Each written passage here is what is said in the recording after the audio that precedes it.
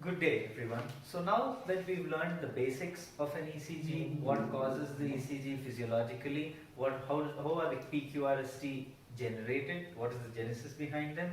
Now we come to the most important part. How do you read a 12-lead ECG? So what are the steps to read an ECG? Now before you start off with the usual rate, rhythm, frontal brain QRS axis, etc., some things that you need to know which are the technical aspects of an ECG. So that is to say that before you read the ECG, is your ECG technically valid or not? So if you take an ECG strip, you will notice some annotations of the ECG on the corner, a rectangle like that. And then on the base you will have some values like 10 mm per MV and then 25 mm per sec. So what exactly does this mean? Now if you take an ECG paper, you have a large box which is divided into 4 medium-sized squares, and each is further divided into 5 squares. So a complete large box as by a ruler is 1 centimeter, and each of these is 1 millimeter. So if you see this rectangle, it is a 10 millimeter rectangle. So it indicates that this 10 millimeters is equal to 1 millivolt of current, or 1 millimeter is 0.1 millivolts. So this is known as the standardization of an ECG. So this is a normal standardization, is 10 millimeters is equal to 1 millivolt. That means that 1 millivolt of current generated in the ECG is represented on the ECG paper by a 10 millimeter waveform. So now what happens if your standardization is haywire? Now suppose your standardization, instead of, suppose this is 5 millimeters per millivolt. So now what happens? The same 1 millivolt of current is now represented by just 5 mm.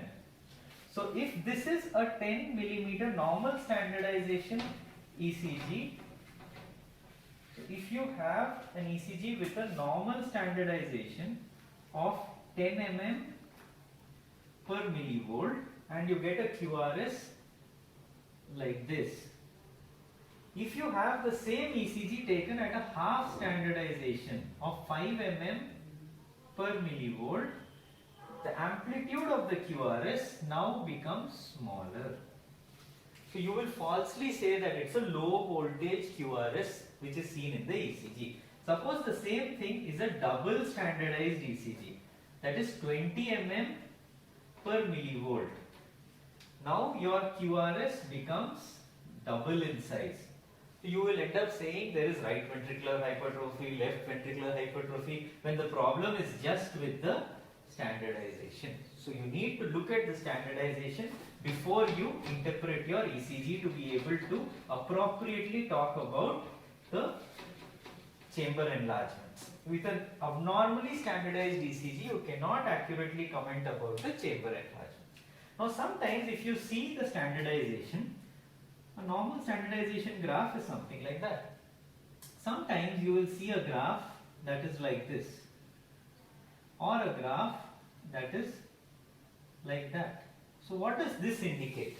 Now if you see a standardization graph, the first half of the standardization graph is for the limb leads and the second half is for the chest leads. So when you have it this way, it indicates that the limb leads are half standardized and the chest leads are full standardized. Whereas if you have it this way, it indicates that the limb leads are full standardized and the chest leads are half standardized. Now this is something we do very often in pediatric ECGs, where you find that the precordial electrograms are so large that V1 is merging into V2, V2 is merging into V3. So then you want the chest leads to become a little smaller so that you can interpret them better. So there's more clarity. The leads are not merging into each other. The waveforms are not merging into each other. So then you half standardize the chest leads and you keep the limb leads at full standardization. So kind of you get the best of both worlds.